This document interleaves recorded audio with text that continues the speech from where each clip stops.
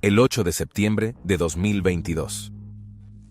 Su Majestad la Reina Isabel II murió en el castillo de Balmoral, en Aberdeenshire, Escocia, y con su fallecimiento llegó el fin del reinado más largo de cualquier monarca en la historia británica.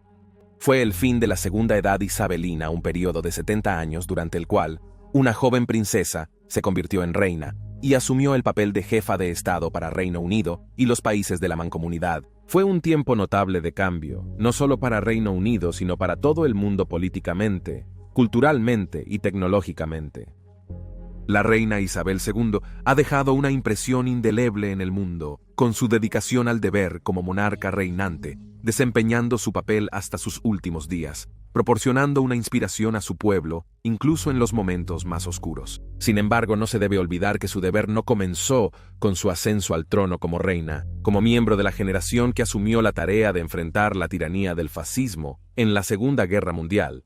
La joven Isabel, como tantos jóvenes, fue inculcada con un sentido del deber para enfrentar los desafíos de la guerra. En el episodio de hoy vamos a examinar los deberes de la princesa Isabel durante la guerra. Bienvenidos a Guerras del Mundo.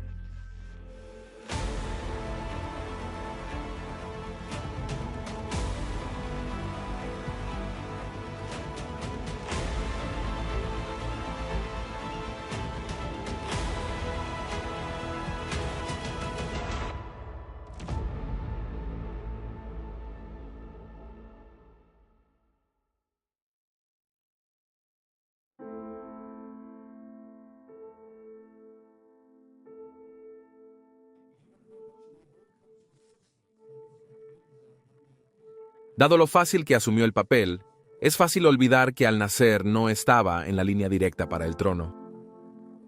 Nacida como la princesa Elizabeth de York el 26 de abril de 1926 en Mayfair, Londres, era la hija mayor del entonces duque y duquesa de York. Era el hermano mayor del duque, Eduardo, quien estaba en línea para suceder al rey Jorge V, por lo que se presumía que sus propios hijos heredarían el trono al final de su reinado. El 20 de enero de 1936, cuando Elizabeth tenía 9 años, Eduardo ascendió al trono y se convirtió en Eduardo VIII. Sin embargo, su reinado fue corto.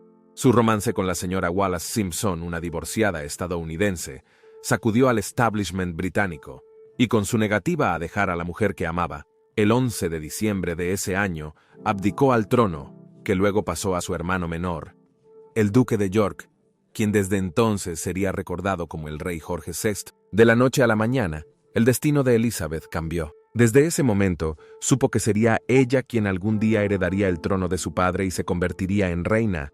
Sin embargo, mientras tanto, se avecinaba una crisis más urgente, ya que las nubes de guerra se cernían sobre Europa una vez más. Los horrores de la guerra anterior aún estaban frescos en la mente de gran parte de la población de mediana edad de Reino Unido, mientras que la generación más joven se preguntaba qué se requeriría de ellos en los próximos días, ya que el 3 de septiembre de 1939, tras la invasión de Polonia, Reino Unido y Francia decidieron que ya era suficiente, y comenzó la guerra con Alemania.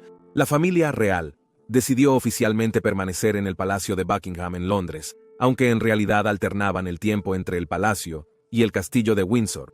Esto ayudó a tranquilizar a la gente de Londres de que se estaba haciendo todo lo posible para protegerlos de los temidos bombardeos aéreos nazis, mientras que al mismo tiempo generaba un espíritu de que esta era una lucha que abarcaba todos los aspectos de la sociedad británica, y así atemperaba los sentimientos de resentimiento entre algunos de la clase trabajadora respecto al sistema de clases británico. Esto solo se reforzó cuando el propio Palacio de Buckingham fue bombardeado. El rey y la reina escaparon por poco de ser asesinados. El peligro de los bombardeos solo provocó llamadas desde el establecimiento británico de que Elizabeth y su hermana menor Margarita deberían ser evacuadas a Canadá como precaución. Con tantos niños siendo evacuados, había poco de qué preocuparse respecto a la imagen de tal movimiento. Sin embargo, fue la propia reina quien rechazó la idea, declarando que sus hijos no se irían sin ella, y ella no dejaría al rey, y él no iba a ir a ninguna parte. En cambio, las dos princesas fueron trasladadas a Balmoral en Escocia, que se consideraba mucho más segura que el sureste de Inglaterra, antes de mudarse a Sandringham y finalmente regresar al castillo de Windsor.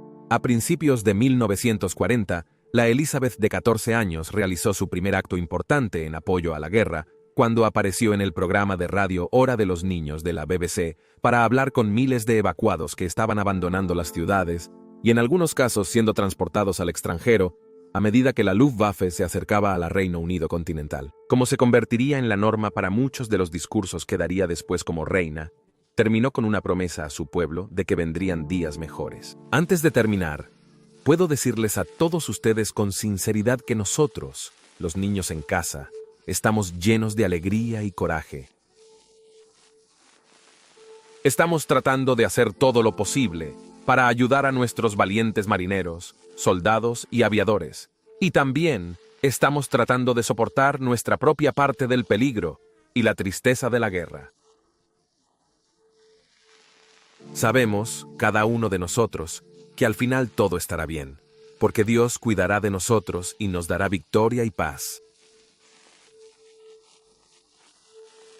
Y cuando llegue la paz, recuerda, seremos nosotros, los niños de hoy, quienes hagamos del mundo del mañana un lugar mejor y más feliz. Después del discurso, Elizabeth y Margarita se adaptaron a sus nuevas vidas en tiempos de guerra, reflejando la apariencia de sus padres para elevar la moral entre la población adulta al dirigirse a los niños de Reino Unido. Hicieron visitas públicas y se fotografiaron trabajando en la parcela del castillo de Windsor, parte del esfuerzo llamado Cava para la Victoria, destinado a disminuir la dependencia británica de las importaciones de alimentos marítimos, amenazadas por submarinos. Algunos ridiculizaron estas exhibiciones como mera propaganda. Sin embargo, el sentimiento general entre la población más amplia era abiertamente positivo e incluso inspirador para los niños, haciendo que la joven princesa se ganara el cariño de millones en casa y en el extranjero. Durante gran parte de la guerra, Elizabeth era adolescente y no era elegible para el servicio militar hasta que cumplió 18 años en 1944. Sin embargo, sus primeros deberes oficiales con las Fuerzas Armadas llegaron 2 años antes. En la mañana de su 16 cumpleaños en 1942, después de haber sido nombrada coronel honoraria de los Guardias Granaderos Elizabeth, participó en una inspección del histórico regimiento en los terrenos del castillo de Windsor. Luego, un año después, realizó su primer compromiso en solitario cuando pasó el día con el batallón de tanques de los Guardias Granaderos y poco después asumió el papel de presidenta del Hospital Queen Elizabeth para niños en Hackney, Londres. Luego, a medida que se acercaba su 18 cumpleaños, hubo discusiones sobre su futuro y qué papel jugaría al entrar en la adultez. Sin embargo, poco antes de ese punto, se decidió que ya tenía una edad en la que podía reemplazar a su padre como monarca en caso de que muriera de causas naturales, o como todavía se temía, fuera asesinado en un bombardeo aéreo alemán. Por lo tanto, fue nombrada como una de las 4 consejeras de Estado, permitiéndole actuar en nombre de su padre, en caso de que él estuviera incapacitado, y en el espíritu de esta nueva posición y su futuro papel como reina, asumió sus primeros deberes oficiales, actuando como jefa de Estado cuando el rey Jorge VI viajó para inspeccionar a las tropas británicas que luchaban en Italia. Sin embargo, aunque la guerra ahora iba bien a favor de los aliados, con las tropas estadounidenses, británicas y canadienses expulsando lentamente a las fuerzas de Hitler de Europa Occidental de regreso al Tercer Reich, Elizabeth insistía en que debía hacer su parte en las fuerzas para ayudar al esfuerzo de guerra y la derrota final de Alemania. Ella argumentó su caso para unirse a una de las ramas femeninas del ejército británico, pero se encontró con oposición con el argumento de que, aunque a las mujeres se les prohibía el combate, se la pondría en peligro innecesario al entrar en el servicio militar y las consecuencias para el futuro de la familia real si algo llegara a suceder se consideraban un riesgo demasiado grande. Fue entonces cuando la princesa Elizabeth mostró qué tipo de mujer sería al demostrar su persistencia y tenacidad y presionar repetidamente para que se le permitiera unirse como tantas otras mujeres de su edad. Sentía que no solo era su deber hacer su parte, sino que enviaba el mensaje equivocado si se le prohibía hacerlo, incluso en esta etapa tardía de la guerra.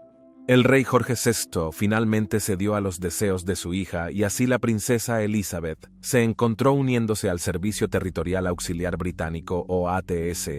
Formado en 1938, ante la amenaza de guerra, el ATS se estableció para permitir que las mujeres sirvieran en la defensa de la nación y, a diferencia de las organizaciones anteriores, se le otorgó el estatus militar completo en lugar de un servicio voluntario como había sido el caso de las mujeres antes. aunque todavía solo recibían 2/3 del salario de los hombres. Todas las mujeres reclutadas para el ejército tenían menos de 30 años y no estaban casadas, y luego fueron seleccionadas para el ATS o para entrenarse como enfermeras. La antigua mentalidad dominada por hombres de las Fuerzas Armadas británicas significaba que inicialmente los roles estaban limitados a cocineros, empleados, ordenanzas, almacenistas y en la cadena logística, pero a medida que la situación de Reino Unido se volvía más desesperada, también lo hacía el número de posiciones que se volvían disponibles para los miembros del ATS, lo que llevó a unas 56.000 mujeres a servir en varios roles apoyando unidades antiaéreas en 1943 sin llegar a disparar los cañones ellas mismas.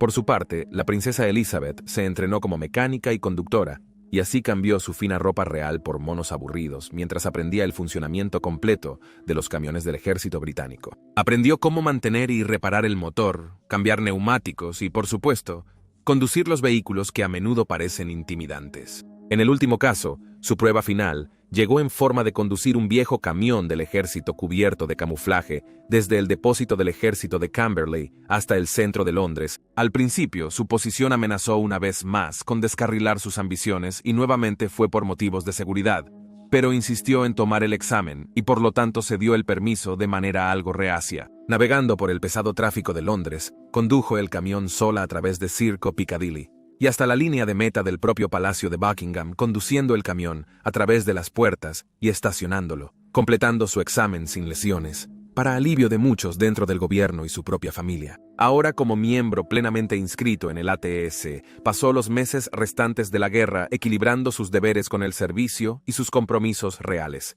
Aunque a menudo los dos iban de la mano, ya que fue ampliamente fotografiada como la princesa en uniforme. Sin embargo, en tan solo unos meses, el 8 de mayo de 1945, la guerra con la Alemania nazi llegó a su fin tras el suicidio de Hitler en Berlín y la rendición de las fuerzas armadas restantes de Alemania. En una efusión espontánea de alegría, miles de personas descendieron al Palacio de Buckingham para celebrar y exigieron ver a la familia real. Un poco después, Elizabeth, adornada con su uniforme de ATS, apareció en el balcón con el rey y la reina, así como con su hermana y el primer ministro Winston Churchill, ante un aplauso entusiasta. Hablando sobre ese increíble día a la BBC en una entrevista de 1985, contó cómo la euforia que se apoderó de la nación ofreció una oportunidad bastante única para las dos princesas. Cita: "Le preguntamos a mis padres si podíamos salir y verlo por nosotros mismos. Recuerdo que teníamos terror de ser reconocidos. Recuerdo líneas de personas desconocidas uniendo los brazos y caminando por Whitehall, todos nosotros arrastrados en una marea de felicidad y alivio. Fue una de las noches más memorables de mi vida."